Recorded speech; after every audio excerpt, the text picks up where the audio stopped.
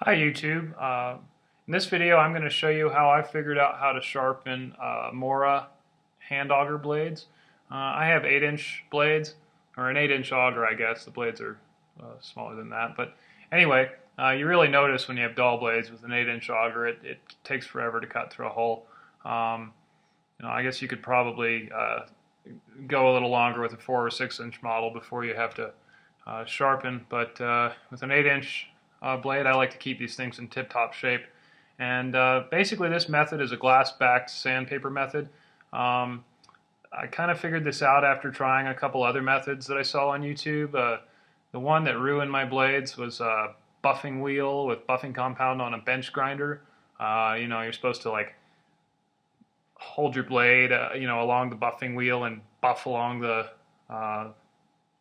bevel of the blade, and somehow or another that's supposed to just magically sharpen it and not destroy your bevel like it destroyed mine. But anyway, so I did destroy this set of blades. I thought these were complete junk, and it happened to be the Friday night before leaving to go ice fishing with a couple buddies on Saturday, and of course I'm the only one with an auger, and I'm supposed to have a sharp auger, and I'm like, oh god, this is not going to be, this is bad.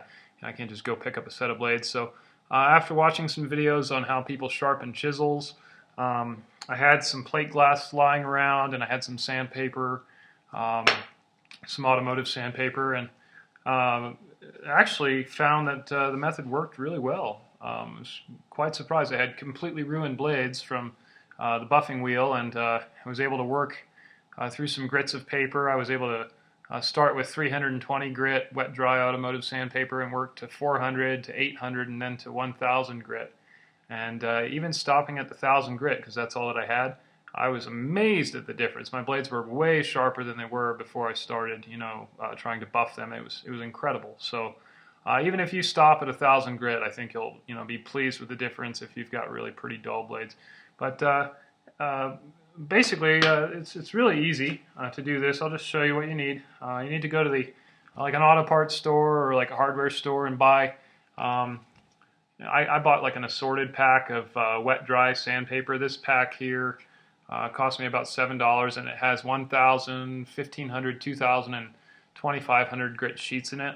And of course, if you're starting with really dull blades, you may need the assortment that starts, somewhere around 320 grit, and then works up to 1,000, and then you can get this finer grits to really put that crazy sharp edge on your blade. And then what you want to do is take your sandpaper over to a glass shop, or if you have glass lying around, you may not even need to do that, but I didn't have any.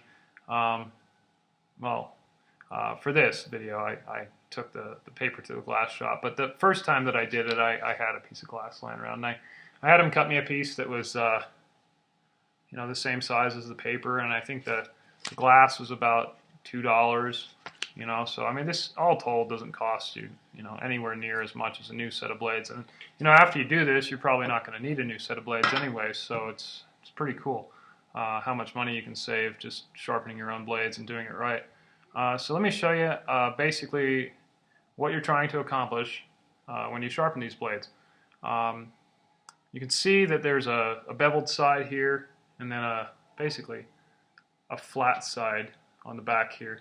It's been machined at a slight angle from the flat part where the bolts mount, as you can see, right in here. But for all intents and purposes, this is flat, and basically you don't want to touch the back of the blade. You don't want to really remove any metal off of the back of the blade when you sharpen. You only want to take and sand off this beveled side, because as the blade sits in the auger, it sits down at an angle like this, and as you spin the auger, it digs into the ice at this angle. And so if you start taking metal off of the back of the blade, in effect what you're doing is you're causing the angle that the blade sits in contact with the ice to become closer and closer to zero. And so instead of biting into the ice at that angle that it was designed to, the blade, as you take metal off the back, tends to skitter across the ice. And so you can have really sharp blades, or think that they're really sharp. But since that angle has changed because you took metal off the back, your auger won't cut worth a damn. So basically you want to stay off of that back of the blade, except this one small caveat is After you're done with a grade of sandpaper, there's a little feather edge that forms on this back of the blade, and you can just take and lightly knock that off, and I'll show you how to do that. It's really pretty simple. So yeah, without further ado, I'll show you how it's done. So what you want to do is you want to get yourself a nice flat work surface. This is just a table here, and what you do is you take your glass and you set it on there, and then you start with your coarsest grit of sandpaper. For me, since I'm just touching up these blades, I'm going to use 1,000 grit. If your blades are really dull, you could use something coarser than this, but 1,000 I think is pretty good for blades that you've sharpened and taken fishing a couple times. So what I do is you just set this sandpaper on the glass, and you take your blade, and you want to take the beveled side of the blade and put it down onto the sandpaper, like this. I'm going to rotate around here so I can show you. And then what you do, what we want to do is basically have it set flat there, and you push down on the front edge of the blade from the back side here, so that the bevel of the blade, the beveled side, just touches the sandpaper. You know, you don't want to sand with the angle too shallow, otherwise you won't be cutting into that secondary bevel. And you don't want to go too steep, otherwise you'll make it too dull. So what I do is, after you've got a secondary bevel established, perhaps in another YouTube video I'll show you how to reestablish that secondary bevel if you've destroyed it. You know, if you have that secondary bevel established, you just want to tilt up onto it just so that the blade is flush with the paper. And I start moving with light pressure. I may be putting, I don't know, 5 pounds of pressure, not very much pressure.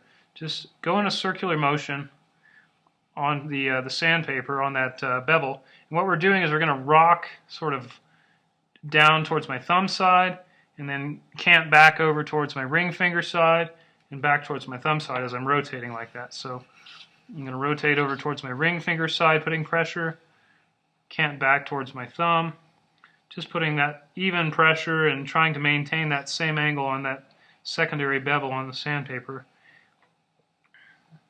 I usually go 3 or 4 times across the blade. And then what you can do is you can kind of feel carefully. It's going to be sharp. Sort of feel along the edge of the blade, figure out if there's any spots that are, you know, uneven, a little dull. You may need to spend a little more time there, but this is pretty good.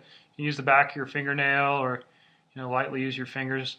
And then what I do before I switch up to a higher grit of sandpaper is I take and knock the feather edge off of the back of the blade. So all you want to do is you want to set the back of the blade on the paper like this. And right now it's sitting flat on where the screw hole mounts are. There's a slight angle on that back bevel. So what I do is I push down pretty hard on the front. You can see it does tilt up a little bit. So you push down on the front of the blade with the back of the blade on the paper, and you just want to slide the blade back evenly. I don't really cant it. Shouldn't need to. It should be flat all the way across. You should just be able to slide the blade back about 1/2 inch, 1/4 inch, and that'll knock that bevel off the back, and you can feel it afterwards. It's just incredibly sharp, and that's 1,000 grit. If that's all you have, I mean, that's plenty enough to go out and fish, and you'll be drilling way faster than you were before.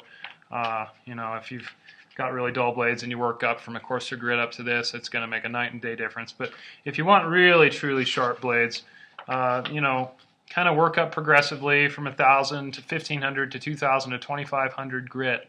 And then I think, you know, it seems to me, of course I don't know exactly how sharp they are from the factory, but it seems to me that it's pretty stinking sharp. You know, 2,500 grit really cuts through some ice.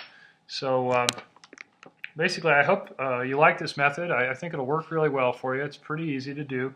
Doesn't take very long, maybe 5 minutes in total once you get, you know, all your stuff out. And man, does it really extend the life of your blades and make it way easier to, you know, cut through the ice, you know, than your dull blades. So good luck and happy fishing.